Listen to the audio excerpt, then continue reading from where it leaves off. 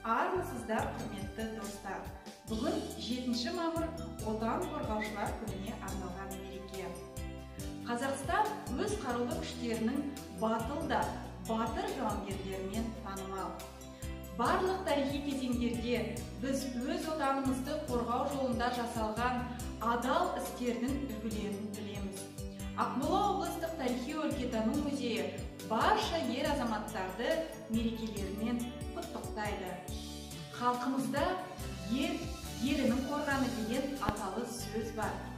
Еліміздің өркендеу жолында атқарып жатқан игі қызметтеріңізге табыс, отбасыларыңызға амандық, дендеріңізге саулық, мол бақыт және бейбіт ғұмыр тілейміз.